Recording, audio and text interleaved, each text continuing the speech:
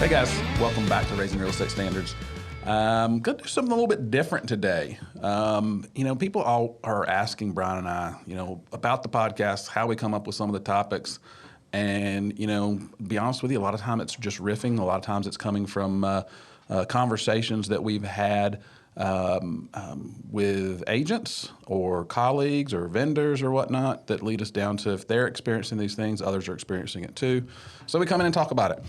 But really, honestly, it's a way for Brian and I to come in and just, unload what we've been going through, vent, so to say. And for those that don't know, Brian and I work in various different arenas of real estate. Obviously, we do residential real estate brokerage, commercial brokerage.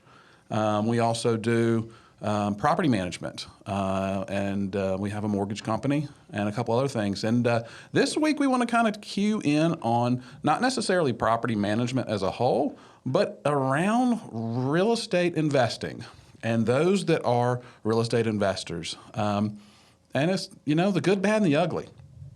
And, I want to kind of hone in and pull back some of the myths, because there's so many people that got into this game, the rental real estate game, by getting online and listening to podcasts, which are great, reading books, going to websites, watching YouTube videos, all fantastic stuff.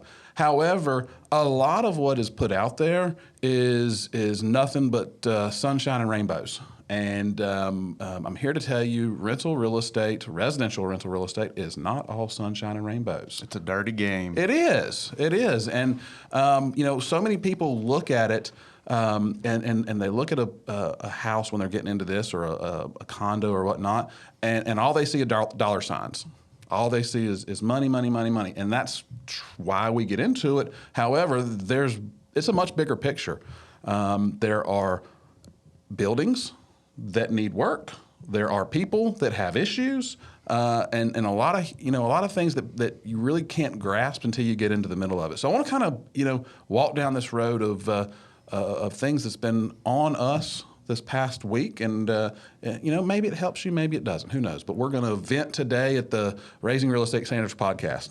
Yeah, I want to start with let's bring out what most people hear, see, read when they're learning about investing in residential rental real estate.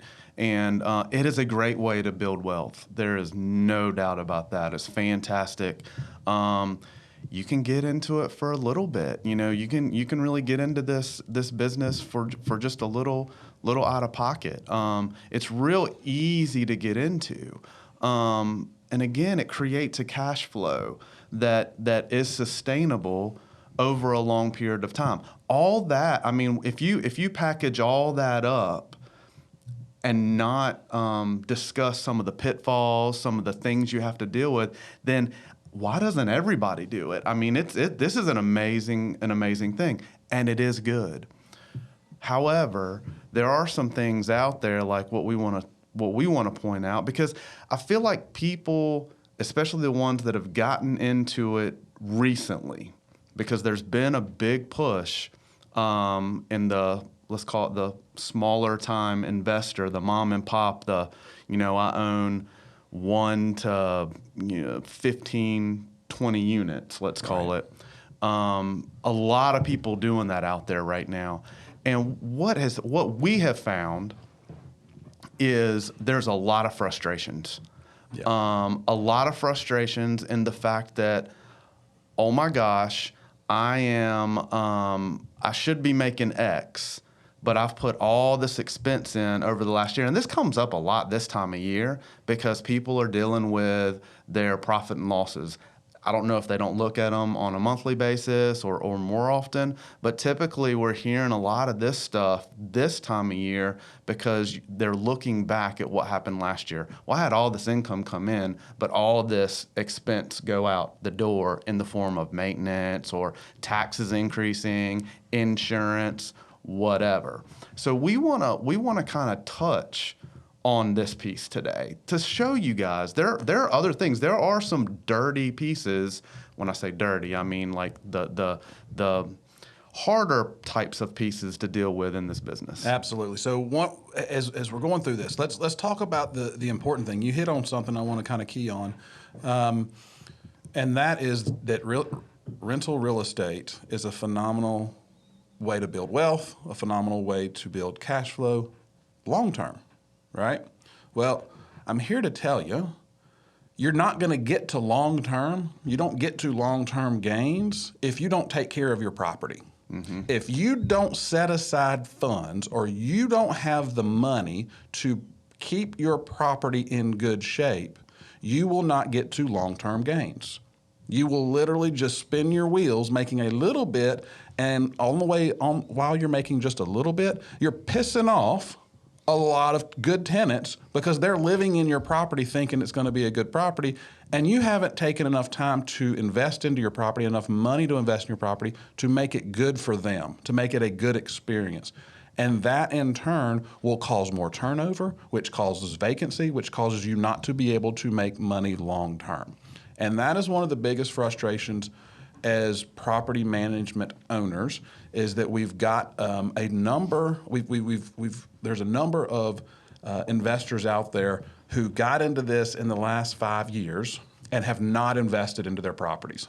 They have basically taken. They've looked at their properties as a debit card, and all they have been doing is taking money out, taking money out, taking money out, and they have not put any money into their asset, into their bank. And you have to put deposits in to be able to make withdrawals. If you just continually to take, it will literally wither away, and you won't be able to take anymore. And right now, a lot of the people that have taken are experiencing extreme discomfort when their tenants move out, and they're looking at a property that needs to be rehabbed, and we're rehabbing them in today's dollars and today's cost. When I bought them in 5 years ago money, I bought this property 5 years ago and I paid $60,000 for it, and it cost me $3,000 to get it ready for rehab. And now, to get it ready for rehab, it may be $15,000, $20,000 to do the same things that I was doing for $3,000 to $5,000 previously. But the property has appreciated over that time as well, so the values are there. So it makes sense from that standpoint. It makes sense, but it doesn't make sense to a lot of investors because all they're seeing is their money. Yeah. While it has appreciated, a lot of investors haven't cashed or not taken that cash out or whatever. They're just seeing it's costing them right now an extraordinary amount of money compared to what it cost them originally. And they're confused and they're frustrated, and it's important to know that in order to see this long-term game, you have to be doing these things all along. You can't just band-aid certain things because it costs less money, because eventually the root issue is going to come rising to the table, and you can't put any more band-aids on it. Mm-hmm. There's you hit on something that I think investors, landlords, and potential investors and landlords need to hear, and that is you have two extremes. You have I've got a business and I need to minimize expenses as much as I can. I think you've talked about this before, Mark. This is like, well, I'm running my investment business off a spreadsheet. The flip side of it is there are many other stakeholders in this asset than the owner. Yes. You have tenants, you have vendors, you have property managers, you have other stakeholders. And even though the owner should and does have the final say-so and everything, in order for it to be successful, you have to walk down the middle of the road. Yes, you need to minimize expenses as best you can. But like you said, if you just totally don't do anything to a property, I'm not painting it, I'm not doing anything, I'm just literally going from this tenant moved out, I'm moving this tenant in, and I haven't done any work, it's not in good shape, and I'm just moving them in, that tenant's not going to take care of that place. There's going to be, you're already going to get off on the wrong foot. They're going to probably tear it up even more because they look at it as this is their property, and they're going to take care of something that gets given to them, for the most part, in good shape. You're going to have people that for the most part, if you're leasing something, you're probably not going to care for it at the best as like somebody who owns a property and has long-term interest in it. However, they will take care of it, and it does. It leads to success in this business if you walk that fine line down the middle of the road. 100%. You know, if you're going into a business and your sole goal is money, you know, you might win a little bit, but in the long run, you're not gonna win the long game. Mm-hmm. And real estate is such a long game. You're providing a home, shelter for someone to live their life. Mm-hmm. And if you do it at a bare minimum, you're going to receive in the long run a bare minimum. And it is just shown true time over time. And unfortunately, when a lot of people got into this business, they had aspirations of this grandiose portfolio of phenomenal properties of this pictures of glorious homes, and I own all these homes, and they're making lots of money. And they had great aspirations, but they didn't have the discipline to build into to invest into their properties, and they end up being slumlords. Mm-hmm. So many people who are good people, when you take away their real estate and you take away their business practices, are really good people, but they have become slumlords, and they have positioned their business in a way that is not in congruence with who they are, but it is absolutely in congruence with how they manage their business, and it's sad. Yeah, they get to that point because of making bad decisions. Let's just call it what it is.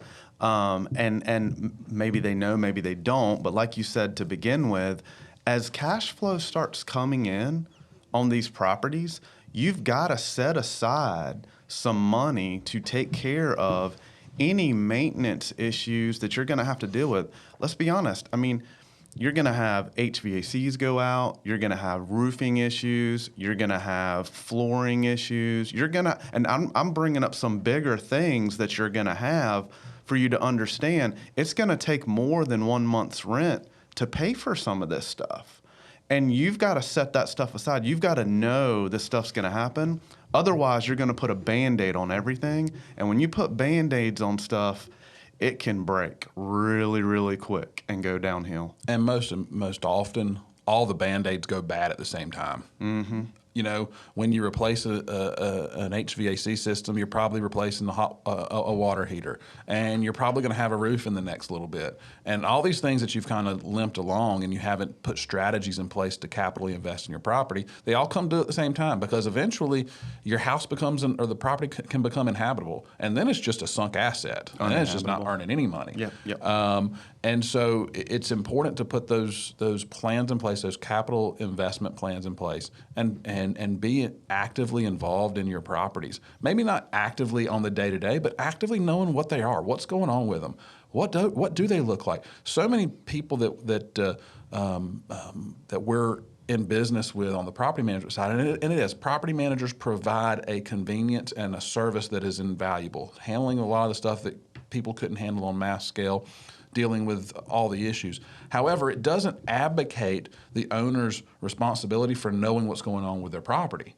You know, it's important for them to know, the roof looks like crap, or the things that need to be done. You need to know these things. You need to know about your asset, or you're going to get bit. Mm-hmm. So that's another a big key to this. While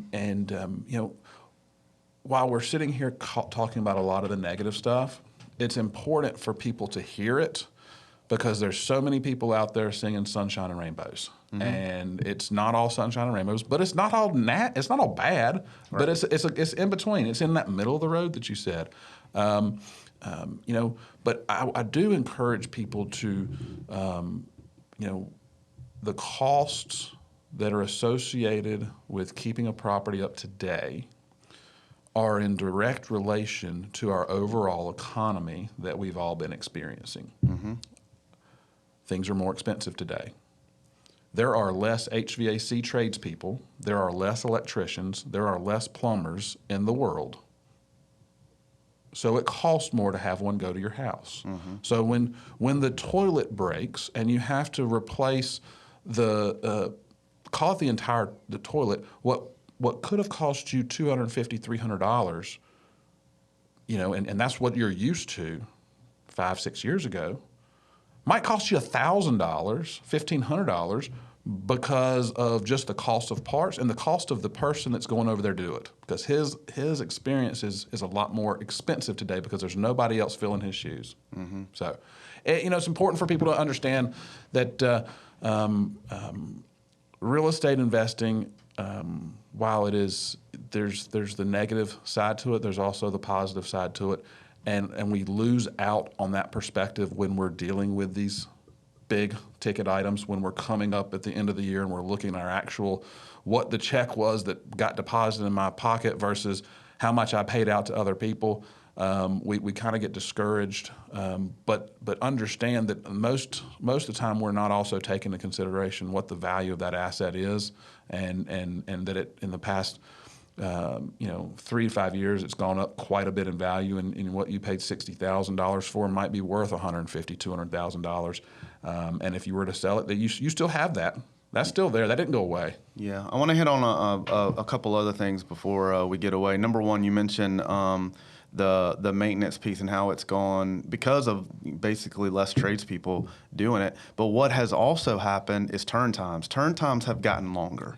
And that's something that, especially people that have been in the business a little while, that's been heartache. That's been, hey, how come I can't get somebody in my house? I'm going to be extreme here. How come I can't get somebody in my house 5 days after the people moved out?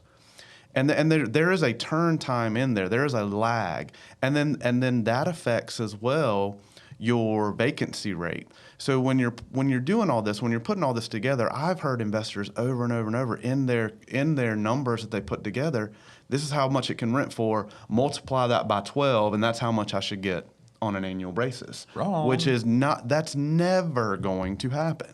You're going to have vacancy. And then you mentioned the economy of the time. We've gone through a fantastic kind of boom, especially in the real estate area. But there are times where you have some downtime. And guess what happens? That affects people's pocketbooks. That affects people's ability to pay their rent and to pay their expenses. So that affects directly an investor in rental real estate. So we tell you about all these things, and it takes a stomach to be able to do this in real life.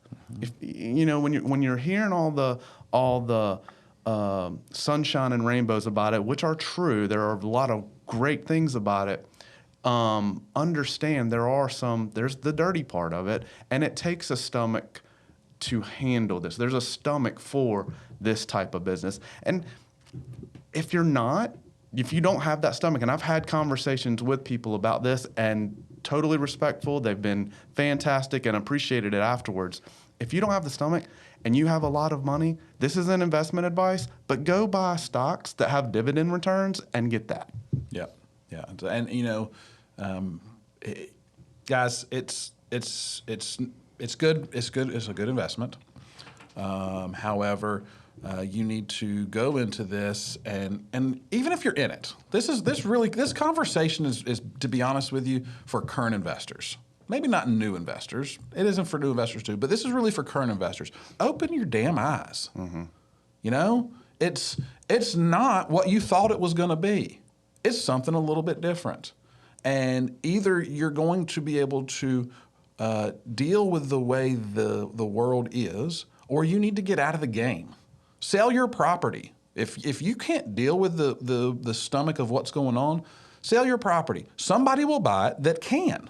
And that's okay. You've cashed out. You go put your money into something that's a little bit less of a volatile situation so far as the cash flow is concerned. And let somebody else who can do that make it happen. Don't punish your tenants. Don't punish people who are living in your property because you can't do what's necessary to provide suitable housing. It's sad to see good people in bad situations because of bad decisions.